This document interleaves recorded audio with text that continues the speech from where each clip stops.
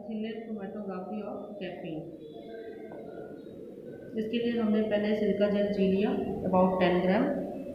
इसमें हम 12 ml around अपना डिस्टिल्ड वाटर ऐड करेंगे और उसको ग्लास रॉड की मदद से ट्राइचुरेट करेंगे जिससे वो कम्प्लीटली मिक्सअप हो जाए और एक हमारी स्लरी, एक अच्छी कंसिस्टेंसी की स्लरी हमारी यहाँ पे बन जाए।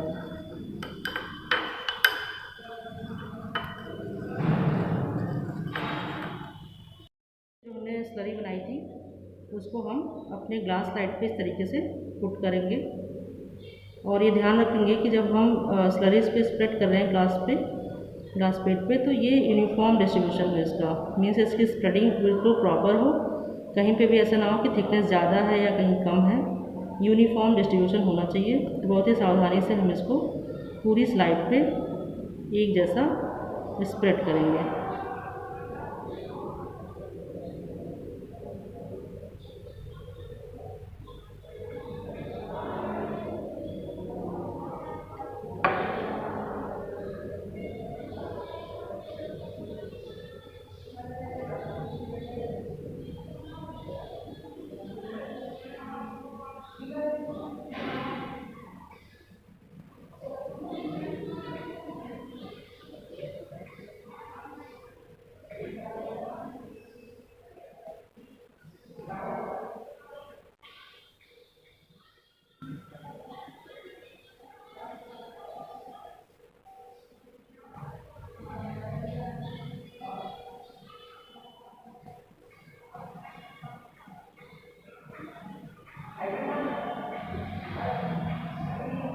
तो यहाँ जहाँ पे गैप दिख रहा है यहाँ पे हम थोड़ा सा सोल्यूशन की स्लरी थोड़ी और ऐड कर सकते हैं।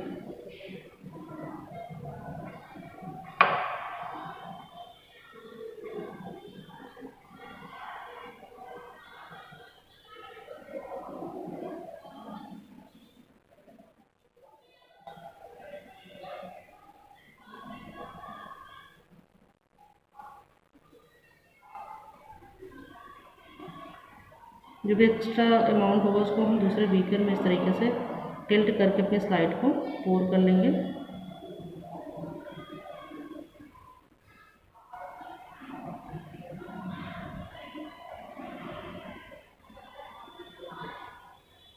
इस तरीके से आप देख सकते हैं कि स्लाइड पे स्लरी का हमारा यूनिफॉर्म डिस्ट्रीब्यूशन हो गया है। अब इसको हम कुछ टाइम के लिए एयर ड्राई करेंगे जिससे हमारी सिलिका जेल जी जो हमने लगाया है वो इस पर फिक्स हो जाए प्रॉपरली। देन इसको हम रखेंगे हॉट एयर ओवन में। फिर जो हम लोगों ने एयर ड्राई की थी अब इसको हम 110 डिग्री सेंटीग्रेड टेम्परेचर पे 60 मिनट के लिए हॉट एयर ओवन में रख देंगे जिससे ये कंप्लीट ड्राई हो जाए। आफ्टर 60 मिनट हम इसको बाहर निकाल लेंगे और अपना सैंपल पुट करेंगे इस पर। इसी प्लेट को पुट करने के लिए हम सॉल्वेंट सिस्टम प्रिपेयर करेंगे। यहाँ पे आप देख सकते हैं सॉल्वेंट सिस्टम में हमने जो यूज़ किया है सॉल्वेंट वो है ethyl acetate, methanol and water. इनको हम 10:1.5:1 के रेशियो में ऐड कर लेते हैं और इसको हम प्रॉपरली अपने सॉल्वेंट सिस्टम को पेटी डिश से कवर कर देंगे जिससे ये सैचुरेट हो जाए और अबाउट 30 मिनट के लिए हम इसको एज सच रखते हैं जिससे सारे सॉल्वेंट आपस में मिक्स हो जाएं और हमारा ये जो सॉल्वेंट सिस्टम है ये कम्प्लीटली सैचुरेट हो जाए। अब स्लाइड पे स्पॉटिंग से पहले हम ध्यान देंगे कि 1 सेंटीमीटर फ्रॉम द बॉटम यहाँ पे हम एक लाइन पुट करेंगे, बेस लाइन जिसको बोलेंगे, और लाइन पुट करते टाइम ध्यान रखेंगे कि एब्जॉर्बेंट हम बहुत ही जेंटली टच करें जिससे उस पर कोई स्क्रैच ना आए।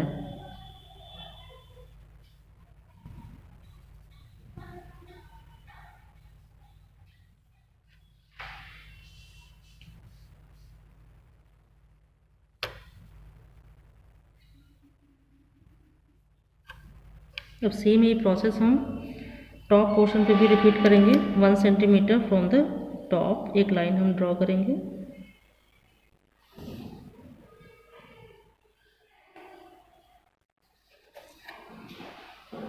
बहुत ही जेंटली हाथ को इस पर रखेंगे जिससे कोई स्क्रैच ही ना आए।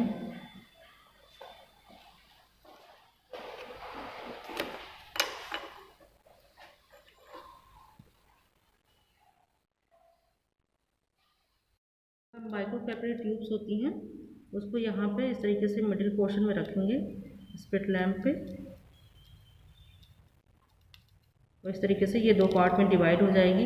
अब इसमें जो इसका पॉइंटेड एंड है उसको हम यूज़ करेंगे अपने सैंपल के स्पॉटिंग के लिए। तो यहाँ पे हमने अपना कैफीन सोल्यूशन लिया है जिसकी स्पॉटिंग करनी है। अब इस जो पॉइंटेड एंड है उसी को हम इसमें डिप करेंगे और बहुत ही जेंटली हम अपने स्लाइड पे इसको मार्क करेंगे।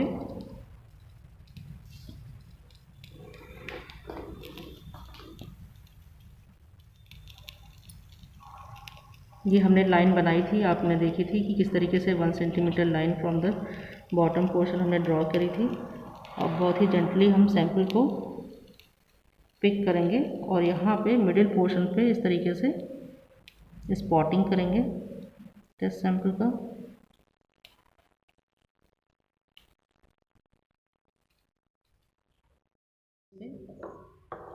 मिडिल पोर्शन पे हमने टेस्ट सैंपल का स्पॉट लगा लिया। अब अपने सॉल्वेंट सिस्टम में हम इसको बहुत ही जेंटली इस तरीके से टिल्ट करके एक साइड रखेंगे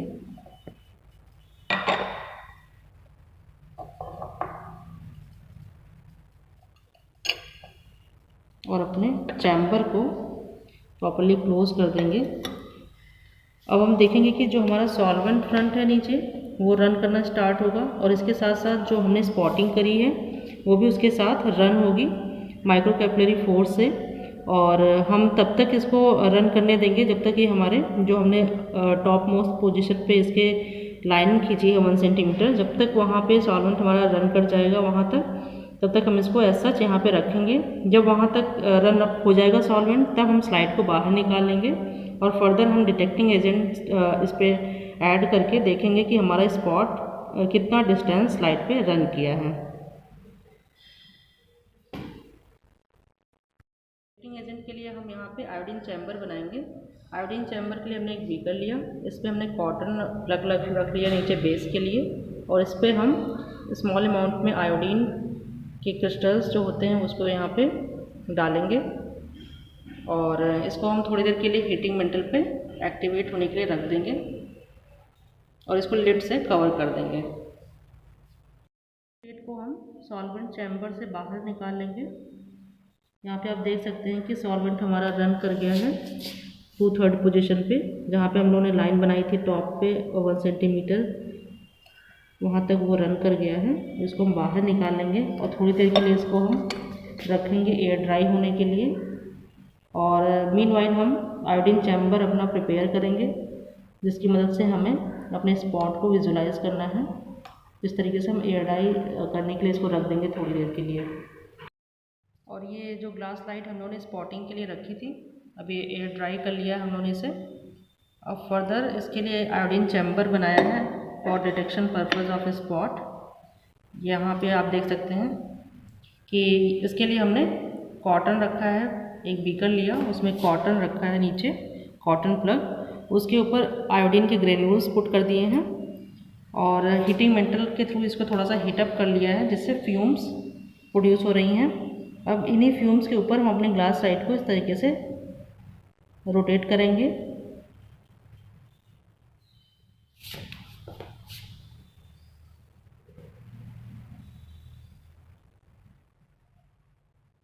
आयोडीन चैम्बर इसलिए यूज़ करते हैं जिससे जो भी स्पॉट्स हमारे प्रोड्यूस हुए हैं वो ईजिली विजिबल हों,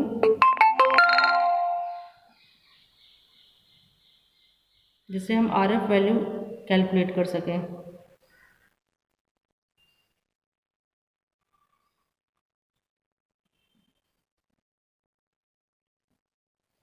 अब यहाँ पे आप स्लाइड देख सकते हैं, यहाँ पे स्पॉट कहाँ तक रन हुआ है ये बिल्कुल आपको क्लियर यहाँ पे दिखाई दे रहा है कि यहाँ तक हमारा स्पॉट रन किया है और सॉल्वेंट हमने पूरा कंप्लीट जहाँ तक लाइन ड्रॉ करी थी वहाँ तक हमने रन कराया है सॉल्वेंट। अब हमें RF वैल्यू कैलकुलेट करनी होगी। इसके लिए हम फार्मूला पुट करेंगे। RF वैल्यू का जो फार्मूला होता है उसमें होता है distance travelled by the solute upon distance travelled by the solvent. तो सॉल्यूट की जो डिस्टेंस है वो हम यहाँ पे स्केल इस तरीके से रखेंगे बॉटम लाइन पे और जहाँ तक हमारा स्पॉट रन किया है उसकी वैल्यू कैलकुलेट कर लेंगे जो कि हमारी अराउंड आई है 5 सेंटीमीटर। और इसके बाद हम देखेंगे सॉल्वेंट फ्रंट की वैल्यू। तो बॉटम लाइन से हम देख लेंगे जो हमारा टोटल सॉल्वेंट रन किया है, इट इज़ अबाउट 5.4 सेंटीमीटर। अब इन दोनों वैल्यूज़ को हम पुट करके RF वैल्यू कैलकुलेट कर लेंगे, और जो RF वैल्यू आएगी उसको हम standard RF value for the caffeine से कंपेयर कर लेंगे। जैसे कि हमें पहले से पता होगा कि हमारा जो RF वैल्यू होता है कैफीन स्टैंडर्ड सैंपल के लिए वो अबाउट 0.89 होता है। और यहाँ पे हम इसको पुटअप करके वैल्यू हमारी जो भी आएगी जो हम कैलकुलेट करेंगे यहाँ पे वैल्यू, जितनी भी वैल्यू आएगी उसको हम अपने स्टैंडर्ड सैंपल से कंपेयर कर लेंगे। अगर ये वैल्यू अप्रॉक्सीमेटली हमारे स्टैंडर्ड के आसपास आती है, इसका मतलब हमारा कंपाउंड जो है कैफीन का वो काफ़ी प्योर क्वांटिटी में प्रेजेंट है, इसकी परसेंटेज यील्ड काफ़ी अच्छी है। इस तरीके से हम TLC की मदद से जो भी हमारे केमिकल कॉन्स्टिट्यूएंट हैं उनकी RF वैल्यू कैलकुलेट करते हैं और स्टैंडर्ड सैंपल की RF वैल्यू से उसको कंपेयर कर लेते हैं। Okay, thank you for watching this video.